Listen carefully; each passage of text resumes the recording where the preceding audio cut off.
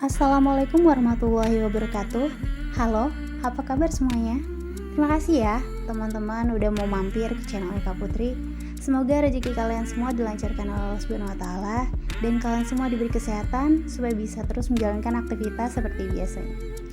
Oke deh, kali ini Kak Putri mau ngelanjutin cerita yang sebelumnya yang judulnya Susuk Mayat. Cerita ini ditulis oleh Bang Esot ya. Buat kalian yang pengen baca langsung kisahnya, bisa langsung mampir di tweetnya Bang Esot. Ntar linknya bisa kalian cek di deskripsi, oke? Dan gak perlu berlama-lama, kita langsung ke ceritanya.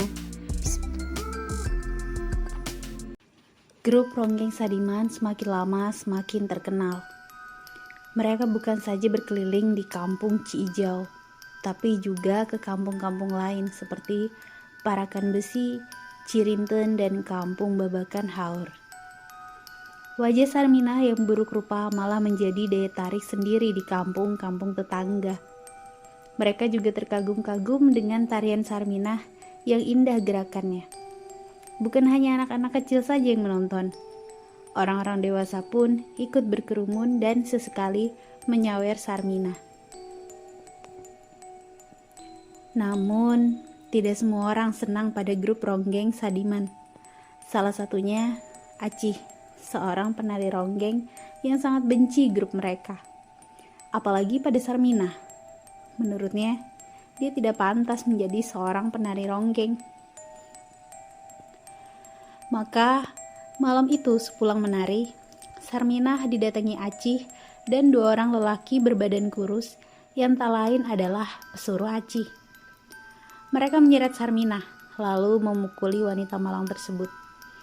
Berkali-kali Acih melontarkan sumpah serapah. Sarminah berteriak minta tolong, tapi tidak ada yang bisa mendengarnya, karena rumah peninggalan Bu Iba itu terpisah dari pemukiman warga. Acih tahu kalau Sarminah yang menjadi daya tarik grup Ronggeng Sadiman. Maka dari itu, dialah yang harus diberi pelajaran. Acih mengancam akan membunuhnya kalau dia berani menari lagi. Sarminah ditinggalkan sendiri di bawah pohon bambu. Mukanya bonyok, lengannya berdarah, pergelangan kaki kirinya patah. Acih sengaja mencederakannya agar dia tidak bisa menari lagi. Di tengah kegelapan, Sarminah berteriak kesakitan sambil menangis meminta tolong. Tubuhnya mulai melemah, matanya perlahan terkatup.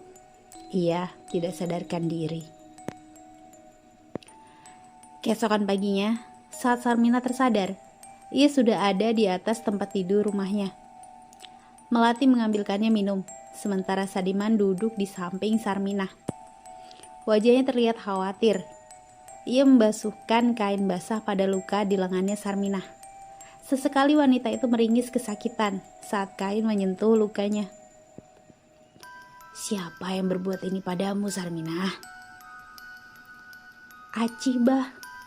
Dia membawa dua orang lelaki untuk memukuliku." Seketika Sarminah beraduh kesakitan saat hendak menggerakkan kaki kirinya.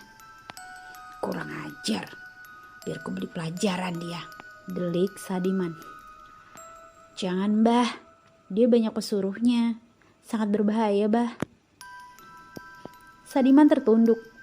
Ada benarnya juga perkataan Sarminah. Acih itu orang kaya. Dia bisa membayar orang untuk melakukan apapun yang dia mau. Dan sekarang terbukti, kemauan Acih terkabul. Sarminah tidak akan bisa menari lagi. Kakinya cedera. Lagi pula, Acih juga mengancam akan membunuh Sarminah. Jadi walaupun sembuh, ia tidak berani menari lagi. "Aku tidak bisa menari lagi, bah." "Aku akan menyembuhkanmu," kata Abah Sadiman. "Kakiku patah, bah." Sadiman terdiam. Ia melihat tulang kaki Sarminah yang menonjol keluar.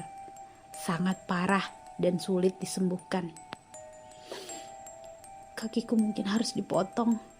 Air mata keluar membasahi pipi Sarminah. "Sarminah, kalau kau mau, Abah bisa bantu kamu untuk menanamkan susuk mayat dalam tubuhmu." "Susuk mayat?" Dahi Sarminah mengkerut. Ia tidak pernah mendengar susuk itu sebelumnya. "Iya, kau akan sembuh kembali.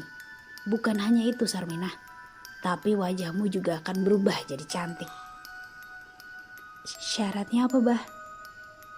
Makan daging mayat orang yang baru meninggal. Tidak, Bah. Aku tidak sanggup. Sarminah menolak.